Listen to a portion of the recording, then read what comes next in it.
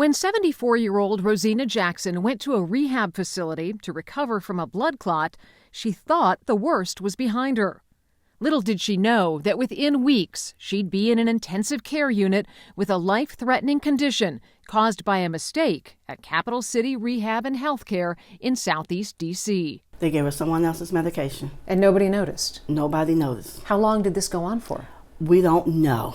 Daughter Marquette Craig says it wasn't until her mom complained about swelling in her throat that the family examined what the rehab facility had given her. The medicine that they had sent her home with that belonged to someone else was stuck down in the middle of these. Eldest daughter Mildred discovered the medicine her mom was taking with someone else's name on it was the blood pressure drug lisinopril, to which her mother is severely allergic. Her throat nearly swelled shut.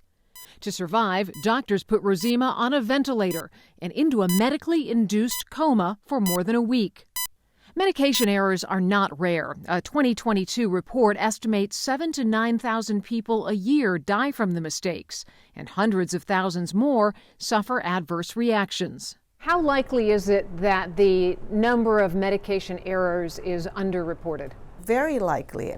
The extent of the medication errors that are reported to any agencies are probably much lower than the actual errors. So I think we're seeing the tip of the iceberg when we look at error reporting.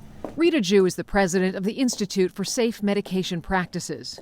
There is so many different systems that failed in order to lead to that medication errors. Marquette says when the family told the facility that Rosina was in a coma after being given someone else's medication, she got this letter apologizing for the inconvenience and says she was badgered to give the medication back.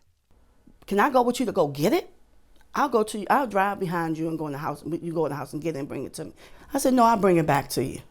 Why do you think they wanted it back so bad? They want the evidence to go away, that they gave wrong medicine to her. The 7 News I-Team pulled Centers for Medicare and Medicaid Services records on Capital City, formerly Transitions Healthcare, and found that this isn't the first time the facility made medication errors. According to inspection reports from 2020 and 2021, twice the facility's pharmacist failed to identify a medication error. On several occasions, staff failed to administer meds prescribed by doctors, including not giving a patient physician-ordered drugs for 19 days. When Marquette went looking for answers, she says she got blame. One of the nurses said, oh, your mom should have read her medicine. That's her job, to read her medicine. Y'all didn't read it? Exact words. Oh, that's totally inappropriate. Mark Miller is the D.C. Ombudsman for long-term care facilities. He says errors like these are inexcusable. The obligation is on the facility to make sure that, you are getting the right medication as prescribed for you. Give me somebody else's medicine, that could kill me. We made multiple attempts to talk with Capital City Rehab's administrator, all of which went unanswered. Marquette Craig says she wants to make sure the facility answers to someone. I think their license need to be taken. I don't think they need to have anyone else in a nursing home anymore.